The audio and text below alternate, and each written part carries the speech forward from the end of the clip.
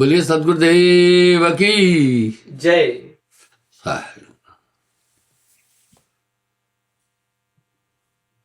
तू मोह को कहां ढूंढे रे बंदे, मैं तो तेरे पास में। एक चीज है,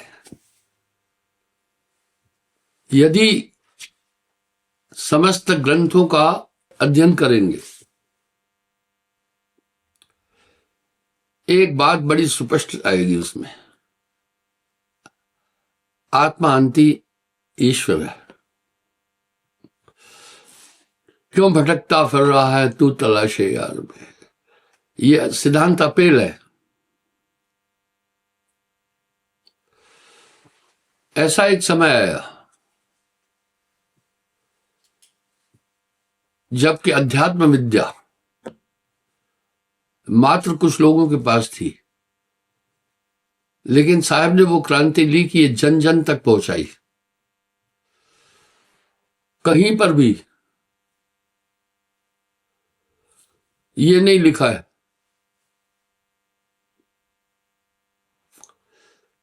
कि प्रभु कहीं आपसे दूर है।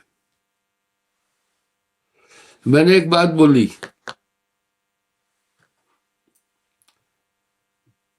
मैं न तो जातिवादी हूं, न तो धार्मिक धुंध में फंसता हूं। मेरा ये लक्ष्य नहीं है। कबरा खड़ा बाजार में, सबकी मांगे खैर, ना काहू से दोस्ती,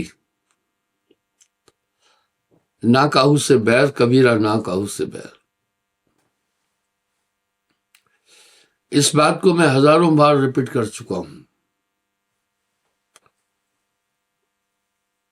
संस्कृत समस्त भाषाओं की जननी है। पहले विद्या एक वर्ग विशेष के लिए थी,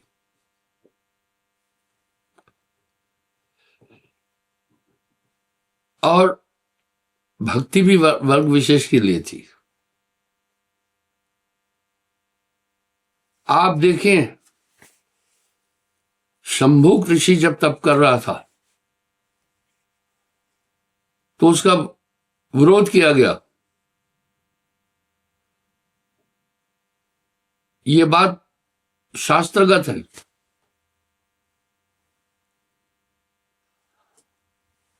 अंतोगत्वा शंभुक ऋषि को का वध करना पड़ा था।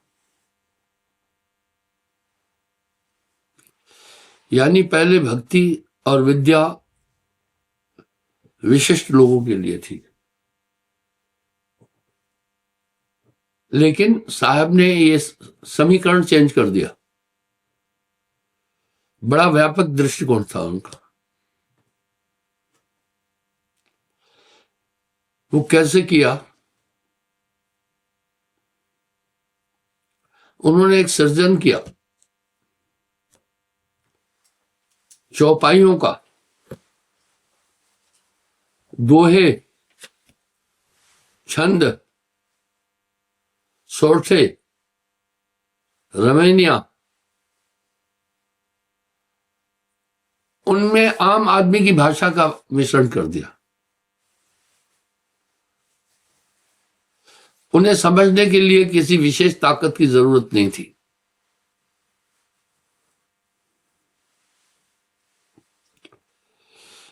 मनुष्य की तो बात छोड़ो, पर हमारा धर्म कह रहा है आत्मतम सर्वभूतेषु, सभी प्राणियों के अंदर एक ही आत्मा है। वहां बात खत्म है।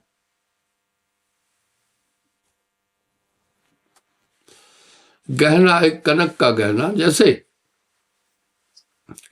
भाई इसी सोने से चूड़ियां बनती है, कंगन बनता है, हसली बनती है, नथनी बनती है, बालियां बनती है।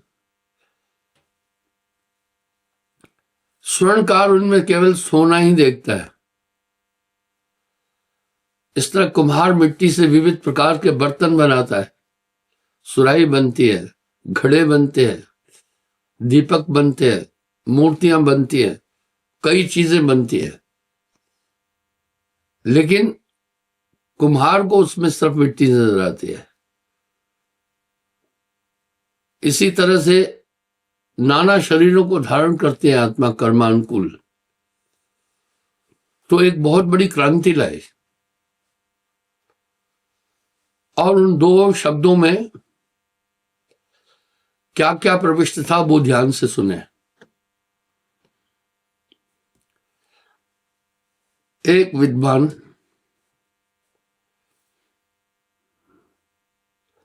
मेरे पास आया।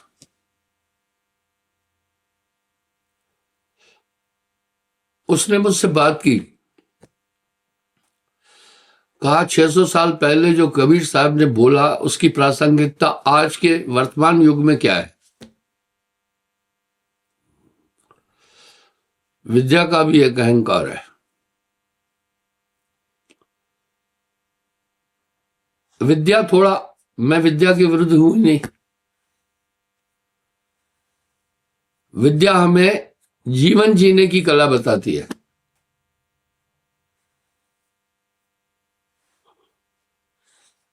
और विद्या हमें थोड़ा बहुत ईश्वर तक जाने के लिए प्रेरणा देती है, पर विद्या के द्वारा ईश्वर को नहीं पाया जा सकता। पोथी पढ़ पढ़ जगमुआ पंडित भया न कोय, 2.5 अक्षर प्रेम के पढ़े सो पंडित हुए। उन्होंने सर्वकालिक भाषा का इस्तेमाल किया।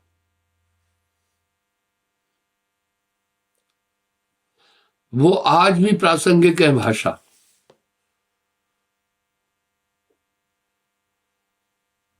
हालांकि Sanskrit is mother of all language. Sanskrit सभी भाषाओं की जननी है। साहब ने भाषाओं का सरलीकरण किया और प्रचलित सर्वकालिक भाषा बोली जो आम आदमी भी समझ सके। ये बहुत बड़ी कला थी। अगर आप साहब के दोहों को पढ़ें, चौपाइयों को पढ़ें, उसमें हिंदी का भी मिश्रण है, संस्कृत का भी है, उर्दू का भी है, पूर्वी भाषा का भी है, अवधी का भी है, ब्रज भाषा का भी समावेशन है। इसलिए इस भाषा को समझने में ज्यादा मशक नहीं करनी पड़ेगी। मैंने हजारी प्रसाद द्विवेदी जी का उल्लेख कई बार किया है। BHU बनारस हिंदू विश्वविद्यालय वो भारत का सर्वोच्च और सर्वोत्तम विद्यालय कहलाता है, यूनिवर्सिटी। उसमें वो हिंदी विभाग के विभागाध्यक्ष थे, साहित्यकार और कवि भी थे। वो लिख रहे हैं, नूना दास कबीर ने बचा खुचा वो सूर, बीन मान तुलसी लियो अब बीने सुकुर। अध्यात्म जगत के लिए जो कुछ कहना था वो सब कबीर साहब ने बोल दिया। ये कोई नॉर्मल आदमी नहीं बोल रहा। हजारी प्रसाद द्विवेदी ब्राह्मण थे, बोल रहे अध्यात्म जगत की जो भी बात कहनी थी मूल, वो कबीर साहब ने बोली। बचा खुचा सो सूर, बीन बान तुलसी लिया अब बीने सुकूर। जो बचा कुछा था वो सूरदास जी ने बोला। 42 ग्रंथ लिखे हैं सूरदास जी ने, और बीन बान तुलसी लिया।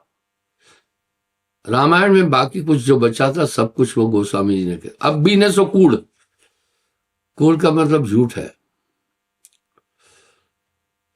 अर्थात अब मैं जो यहां कहने जा रहा हूं, न तो मैं शिक्षा का अपमान कर रहा हूं, न तो अच्छे गुणों का। एक प्रोफेसर था, PhD था,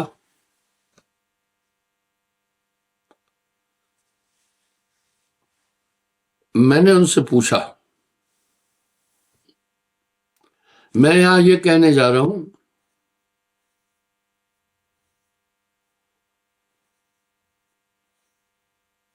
कि शिक्षा केवल आपको भौतिक ज्ञान दे सकती है, आगे नहीं।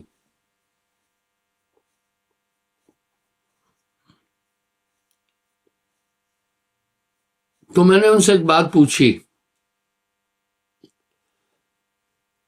भाई आप पहले कैसे थे, अब कैसे हो? बड़े ईमानदार थे, उन्होंने जो उत्तर दिया इतना सटीक उत्तर दिया कि मैं आपको क्या बताऊं।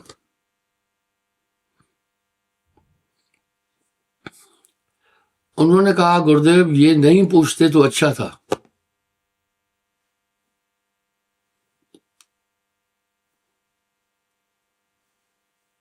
बोला मुझ में सभी दोष थे, खान पान से बहुत मैं नीचे था,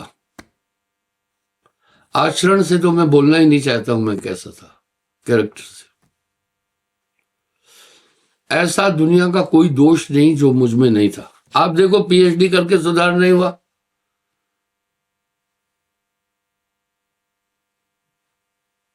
इसकी वजह बताऊंगा। चलिए रावण की तरफ चलते हैं थोड़ा। वेदविद था,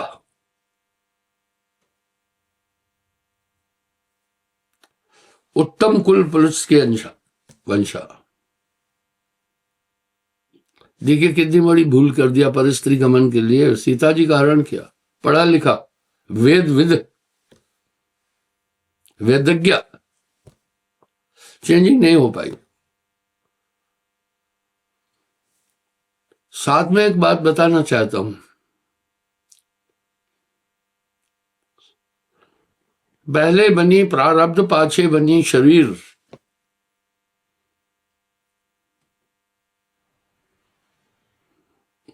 आपका स्वभाव कोई बदल नहीं सकता, चाहे तुम ब्रिटेन में पढ़ के आओ, चाहे अमेरिका में पढ़ के आओ, चाहे 10 पीएचडी करना, आपका बेसिक नेचर नहीं बदल सकता।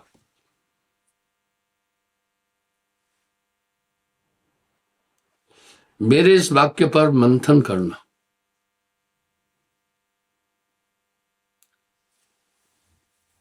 मैं अभी भी देख रहा हूं उच्च शिक्षा प्राप्त लोग भी ऐसे ऐसे काम करते हैं, घटिया काम करते हैं, जो कि एक अपठित नहीं कर सकता। इसका मतलब क्या विद्या को मैं नकार रहा हूं क्या? नहीं नहीं नहीं, विद्या को मैं नकार नहीं रहा हूं, पर शिक्षा आपका स्वभाव बदल नहीं सकती। वो तो एक तरह से नोटिस है, पर अमल तो आपको करना है।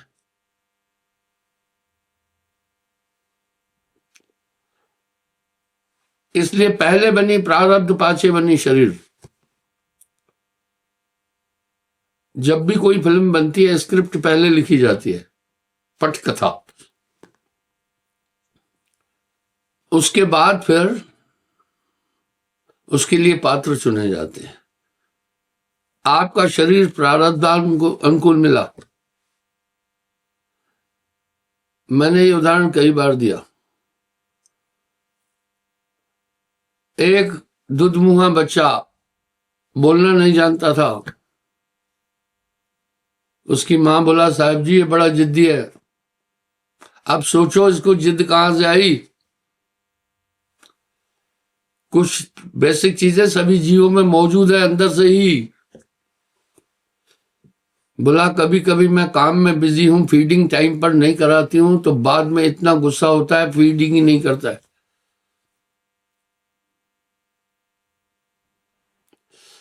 आपके अंदर जो गुण दोष थे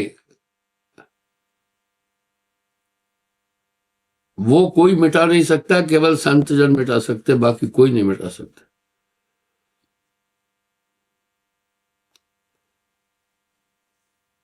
कर्म सारणी बुद्धि उत्पाने। आपने अनुभव किया होगा, कुछ कम पढ़े लिखे लोग इतने चैतन्य कि पढ़े लिखे उनके आगे खाक छानेंगे। आपका जो स्वभाव है प्रारब्ध अनुकूल बना हुआ है। वाह, गोस्वामी जी भी कह रहे हैं गुण मिटे अवगुण मिटे, मिटे कर्म का लेख, तुलसी कहे विचार के, मिटे न वंश विवेक। दूसरा, आप में जो वंश की वृत्तियां हैं वो भी आएगी, क्योंकि जो आपका शरीर है माता पिता के रक्त से बना है, और यही रक्त बुद्धि को भी चेतन कर रहा है, मेमोरी की कोशिकाओं को भी चेतन कर रहा है, ये सभी को चेतन कर रहा है आपका रक्त। बहन जी बैठ जाओ, घूमो नहीं, डिस्टर्ब हो रहा है, इससे बैठ जाइए। तो क्योंकि स्क्रीन छोटी होती है, हालांकि लोग जो बैठे सब देख रहे, थोड़ी भी मूवमेंट होगी तो उससे थोड़ा डिस्टर्ब हो जाता है वक्त आपको। तो बंधुओं,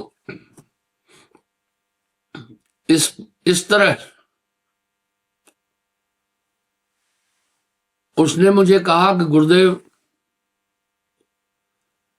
मैं कैसा था नहीं बताना चाहता हूं, मेरे आगे रावण भी पानी भरना था।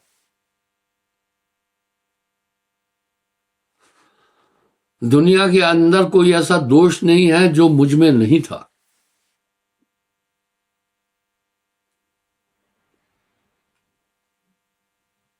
मैं बोला अब कैसे हो? बोला गुरुदेव मैं बोलूंगा आप बुरा मानेंगे, मेरे जैसा कोई नामी भी नहीं होगा। मैं कहा ऐसा नहीं कहो, ये कला केवल गुरु में है, वो आपके व्यक्तित्व को चेंज कर सकता है। वाह कितनी बड़ी बात है।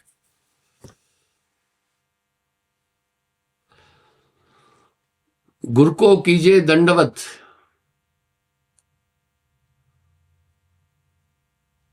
कोटि कोटि प्रणाम।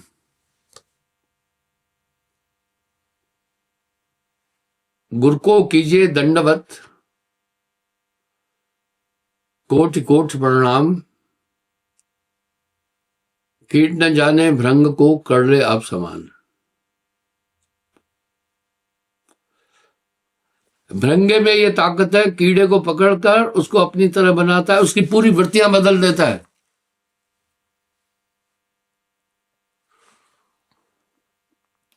इसलिए गुरु आपको बदल देगा।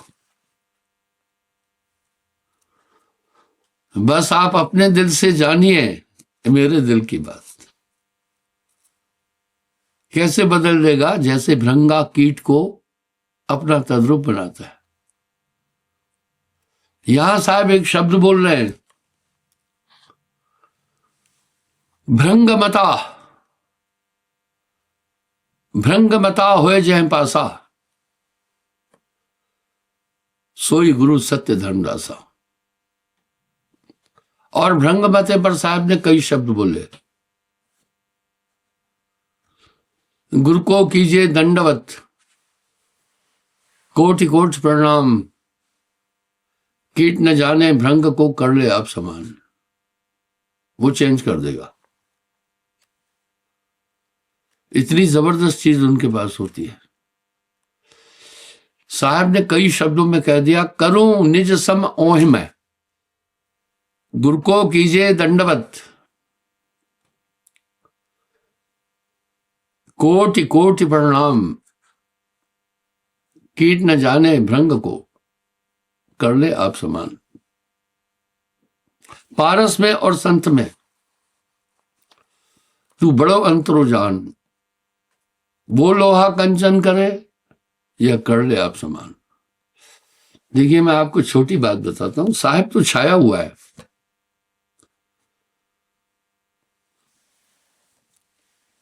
भारत के अंदर जितने भी आध्यात्मिक पंथ चल रहे हैं,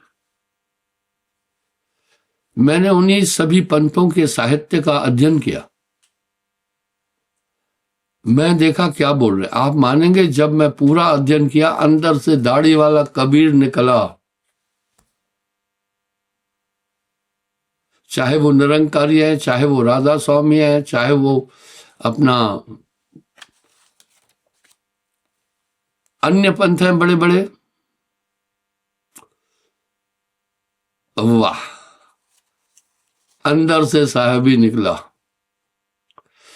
क्योंकि साहब के साहित्य को मैं खूब जानता हूं। 55 साल 2 महीने 1 दिन, ये ड्यूरेशन बहुत लंबा है, क्योंकि दीक्षा का सफर 5 दिसंबर 1970 से शुरू हुआ। पहला नीर सिंह बघेल को मैंने नामदान दिया था, बघेल नहीं, नीर सिंह राठौर, राजस्थान का था, फौज में मेरे साथ था। तो इतने लंबे टाइम में अनुभव मिल जाते हैं। करत करत अभ्यास के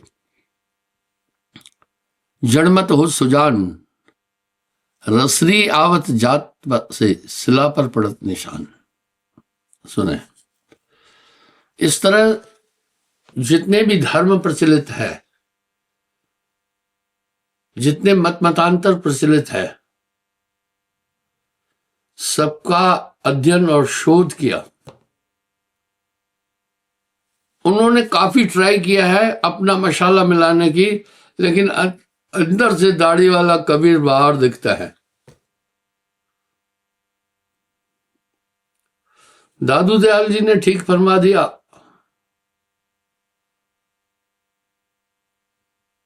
केते संता कूप है। भाई काफी संत है, संतों को नमस्कार है।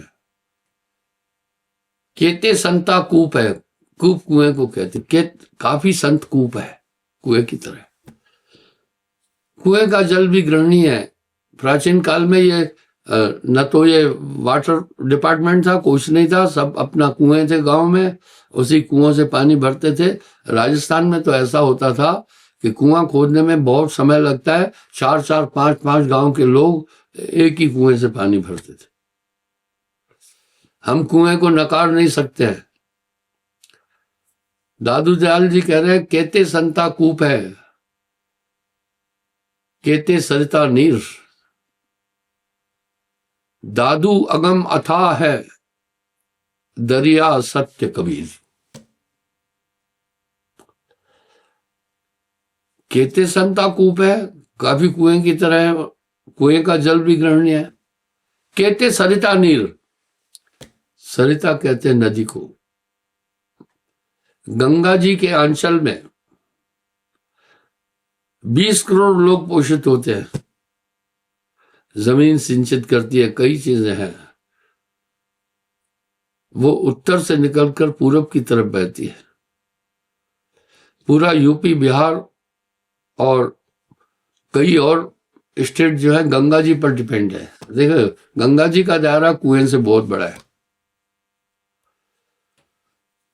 केते संता कूप है, केते सरिता नीर, दादू अगम अथाह है, दरिया सत्य कबीर। दरिया समुद्र को कहते हैं। ये दादू दयाल जी बोल रहे हैं। इसलिए एक दिशा दी गई थी, बड़ी चेंजिंग किया कबीर साहब ने। आइए, तो पहले बनी प्रारब्ध, पाछे बनी शरीर। अब यहां साहब क्या बोल रहे हैं? जन्म एक नहीं, जन्म अनेका। जन्म एक नहीं, जन्म अनेका। छूटे नहीं कर्म का लेखा, और भक्ति नहीं छूटती। बस आप अपने दिल से देखो कि आप बदल गए हैं या नहीं। कैसे बदल गए हैं वो भी मैं बताता। आपका अंतःकरण बदल गया।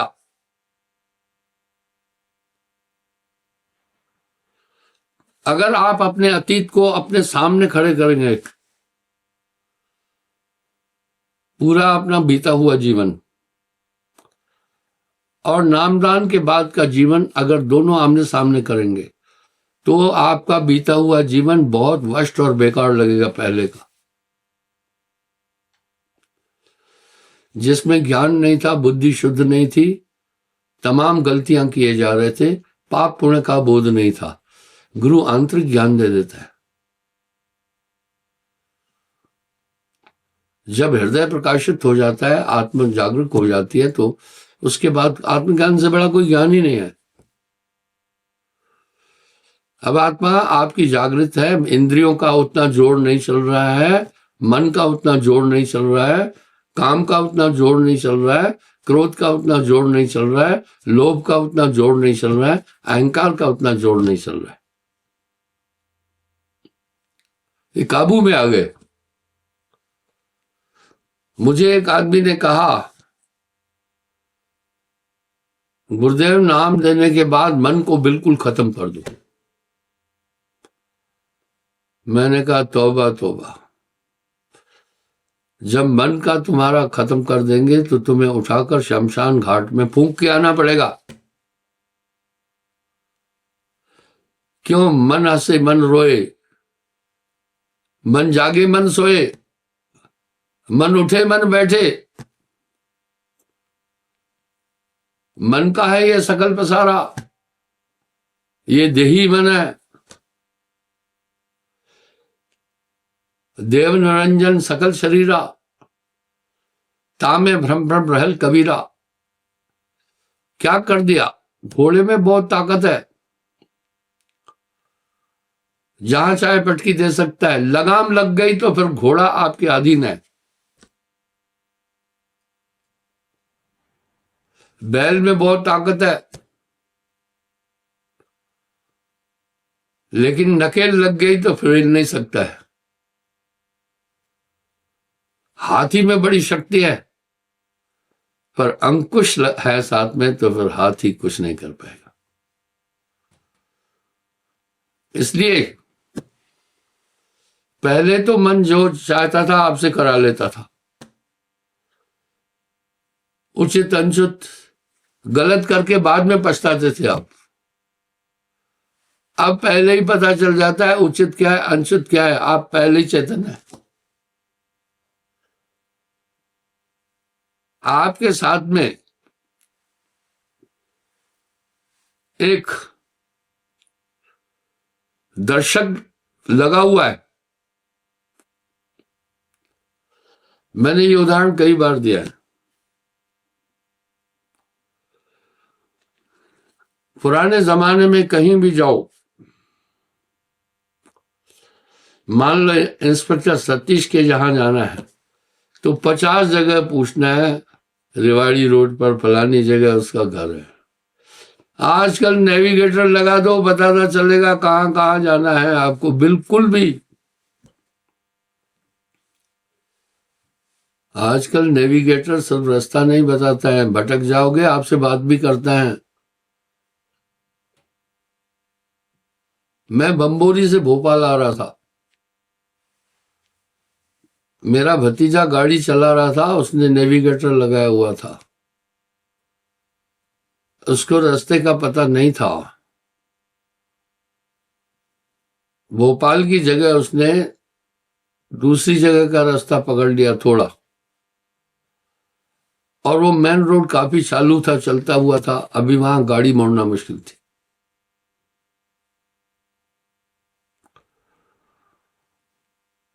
नेविगेटर ने इंफॉर्मेशन दी, stop, you are wrong, go back. लेकिन अब वहां से मुड़ना नहीं था। मैंने कहा चलता चल देखते हैं, थोड़ा गलत चल रहे हैं देखना। अब नेविगेटर क्या बोल रहा है कि यहां से 500 गज आगे जाने के बाद एक लूप रोड आएगा, उसको तुम पकड़ना। एक दूसरा टाउन आएगा। हम गलत दिशा की तरफ चले गए थे। अजी दूसरा टाउन आया, चौराहे पर बोला अब राइट की तरफ आप मुड़ जाओ। नेविगेटर इंडिकेट करता जा रहा है। काफी लंबा सफर करके फिर आखिर उसने गंतव्य तक पहुंचा के छोड़ा।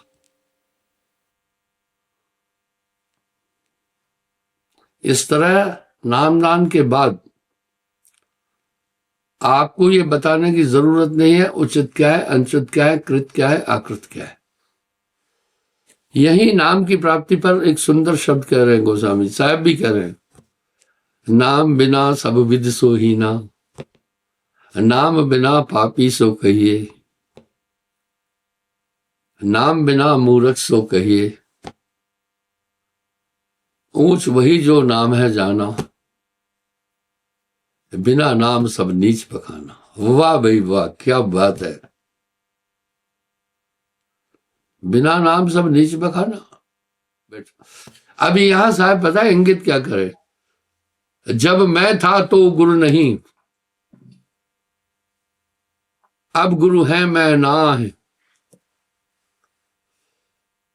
प्रेम गली अति संकरी, तामे द्वे न समाय कबीरा, तामे द्वे न समाय। ये चेंज है, आप चेतन हो गए। क्यों चेतन हुए? क्योंकि अभी आपकी आत्मा जो है, आपका जो कंसंट्रेशन है, एकाग्र है। अब जो भी मन हरकत कर रहा है फालतू, पहले ही पता चल रहा है। साथ में प्रहरी की तरह आपके साथ गुरु का शब्द खड़ा है, शब्द रूप में गुरु आपके साथ है। फौरन आपको मैसेज मिलता है, क्या करने जा रहे हो भाई? अब उचित अनुचित का पाठ आपको मुझे नहीं पढ़ाना है, वो ऑटोमेसी आ गई आपके अंदर। बस इस तरह आप में चेंजिंग है, आप में बदलाव है। काग पलट हंसा कर दीना, ऐसा नाम सदगुरु में दी। ये टेक्नोलॉजी पहले नहीं थी। आपने घोर तपस्या नहीं की है, लेकिन आप निर्बल होते जा रहे हैं। पहले कैसा था, घोर तपस्या करने के बाद भी कुएं में गिर जाते थे।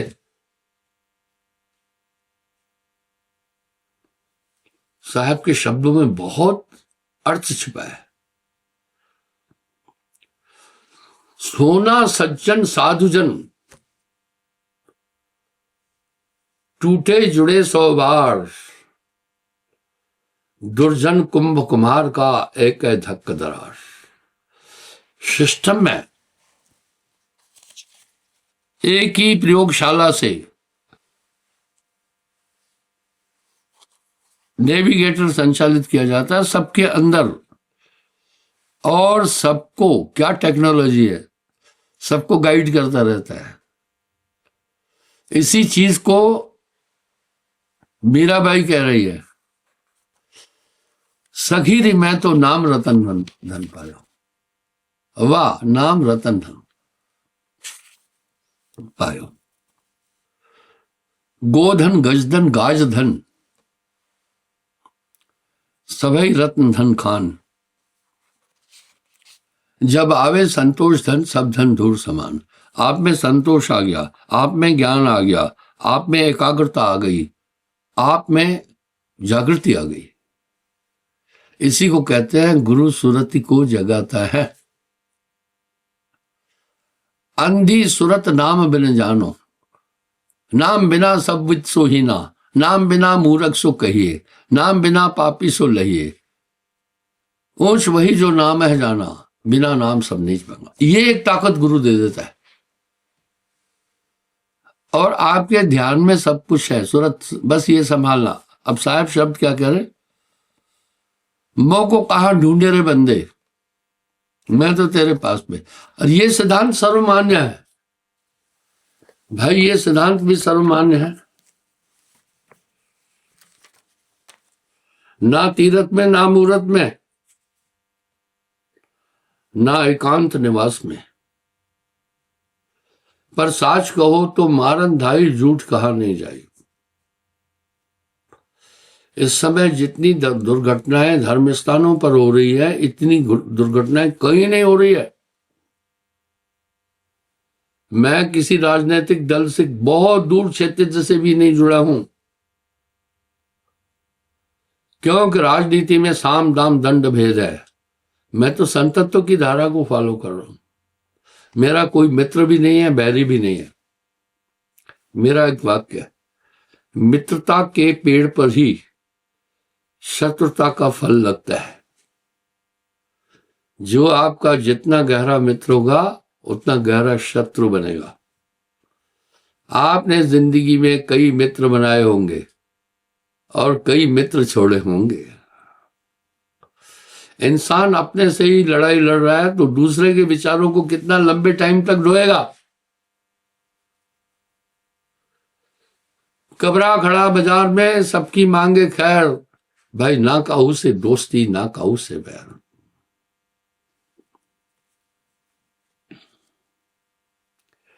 ना तीरथ में ना मूरत में ना एकांत निवास में।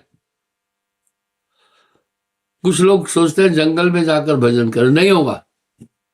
तुम्हें रोटी वहीं भी खानी है, तुम्हें सोना तो है ही है, तुम्हें नहाना है ही है, तुम्हें वस्त्र तो वहां भी चाहिए।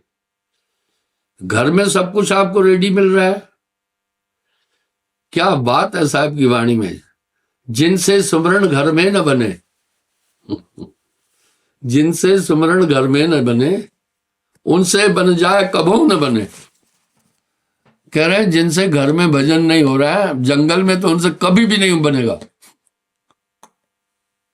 भाई घर घर है, वहां आपके जीवन की सुविधाएं, यापन की सुविधाएं सब है।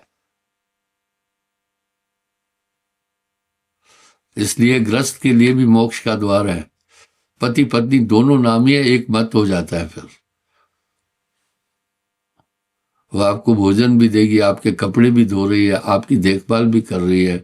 वो भी भजन करे, तुम भी भजन करो। इसलिए साहब ने दोनों के लिए मोक्ष की धारा बोली। गृहस्थ के लिए गृहस्थ का रास्ता, विरक्त के लिए विरक्त का रास्ता। ना मंदिर में ना मस्जिद में ना काशी कैलाश में, वाह, ना मैं जप में ना मैं तप में ना व्रत उपवास में। व्रत रखना चाहिए कोठे की सफाई के लिए, पेट की सफाई के लिए, लेकिन व्रत से और भूखे रहने से प्रभु अगर खुश होता है तो भूखमरी से जो मर रहे हैं फिर उनके बारे में क्या ख्याल है। साहब की वाणी में तार्किक संगता है।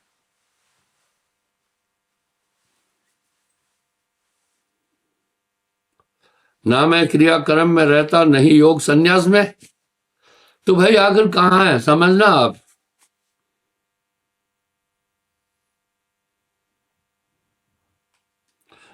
ना प्राण में, नहीं पिंड में, ना ब्रह्मांड आकाश में। आकाश में भी नहीं हूं,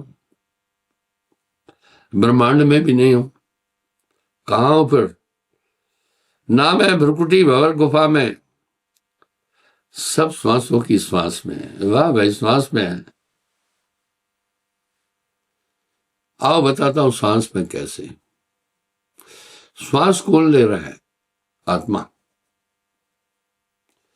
कभी चुपचाप बैठकर देखना, एक चेतना है आज्ञा चक्र में, वेद भी कह रहा है वहां आत्मा का वास है। वहां तो साहब कह रहे हर श्वासों की श्वास में। श्वास सूरत एक डोरी लाए, अजर अमर हो लोक सदाए।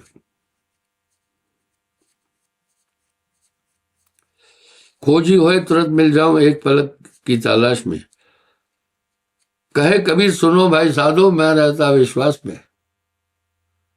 कर प्रतीत मिलाऊं तो ही।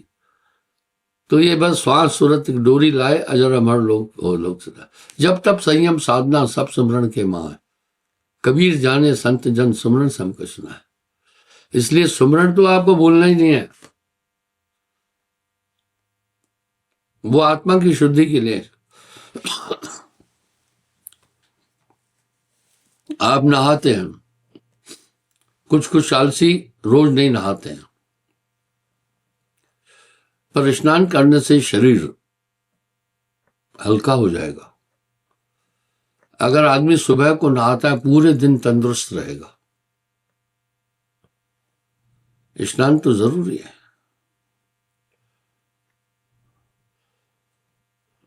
कहत कभी सुनो भाई साधो, मैं रहता विश्वास में हरदम तेरे साथ में। तो क्यों नहाते हैं? शरीर में कुछ ऐसी प्रक्रियाएं होती है कि इसमें कहीं रोमों से पसीना निकलेगा, कहीं कुछ निकलेगा, कहीं धूल मिट्टी। इस तरह सुमरण रोज करना है, हमेशा करना है। वो आपको ऊर्जा देगा, वो आपको शक्ति देगा। इससे नहीं उबना। आपने सब चीज के लिए टाइम निकाला भाई, सुमरन के लिए टाइम क्यों नहीं निकाला? क्षमा चाहता हूं, समय हो गया।